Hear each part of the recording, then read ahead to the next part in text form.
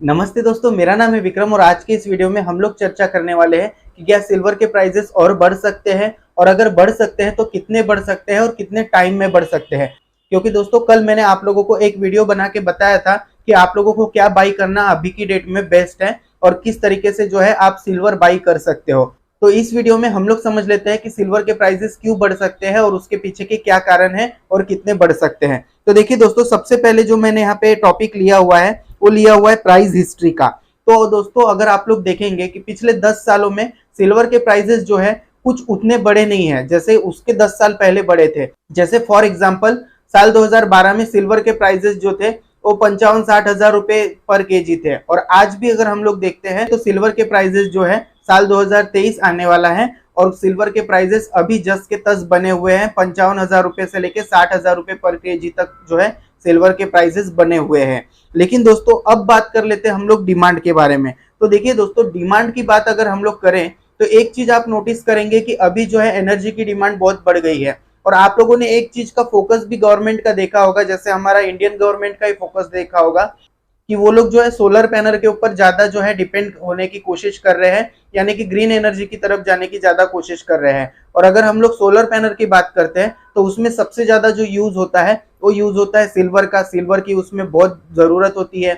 उसी के साथ साथ सिल्वर का जो भी इंडस्ट्री में यूज होता है वो रिकवर नहीं हो रहा है। कहने का मतलब यह है कि अगर किसी इक्विपमेंट में किसी ने सिल्वर डाला हुआ है तो सिल्वर जो है वो रिकवर नहीं हो रहा है, वो जस का तस वैसे का वैसा ही जो है अनयूज्ड है।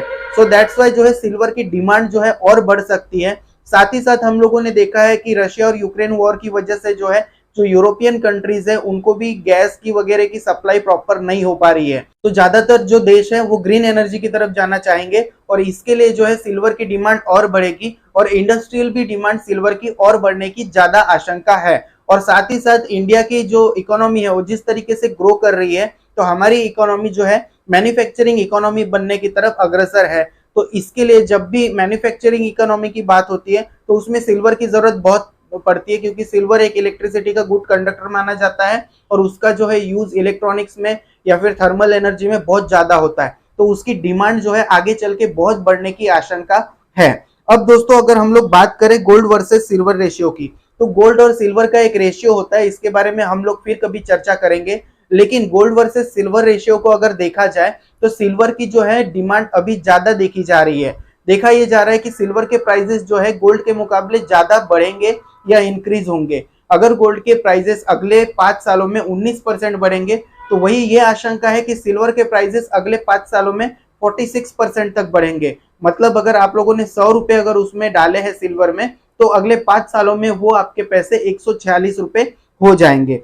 अब एक्सपेक्टेड रिटर्न क्या रहेगा? एक्सपेक्टेड रिटर्न जैसा कि दोस्तों मैंने पहले डिस्कस किया कि अगले आने वाले 5 सालों में जो है आप लोगों को सिल्वर जो है 46% 45% तक का जो है रिटर्न देने का जो है एक कैपेसिटी रखता है। तो इसके लिए जो है आप लोगों को सिल्वर में भी एज जैसे आप गोल्ड में इन्वेस्ट करते हो वैसे सिल्वर में भी इन्वेस्टमेंट करना चाहिए। तो दोस्तों ये हुआ आज की जानकारी। उम्मीद करता हूँ आपको जानकारी ये पसंद आई होगी और आपको ये पता लगा होगा कि सिल्वर के प्राइसेस और बढ़ सकते हैं। और दोस्तों साथ ही साथ में ये भी हो सकता है कि एक आध साल तक सिल्वर के प्राइसेस बढ़े, उसके बाद में शॉर्ट रिकवरी है। मतलब रिकवरी का मतलब क्या होता है कि मान के चलिए अगर किसी ने सिल्वर बाई किया है, कम प्राइस में बाई किया है लेकिन सिल्वर के प्राइसेस बढ़ गए हैं, तो बहुत सारे लोग क्या करते हैं सिल्वर बेचते हैं और अपना प्रॉफिट निकाल लेते हैं। फिर जब सिल्वर सस्ता होता है फिर सिल्वर से खरीद लेते हैं। तो इसके लिए दोस्तों साल एक भर बाद ऐसा भी हो सकता है कि सिल्वर के प्राइसेस थोड़े से कम आए, लेकिन जो अगर हम लोग लॉन्ग टर्म के लिए देखें तो सिल्वर के प्राइसेस बहुत अच्छे रिटर्न आप लोगों को दे सकते हैं। और दोस्तों ये जो मैं वीडियो बना रहा हूँ ये एजुकेशनल पर्पस के लिए बना रहा हूँ।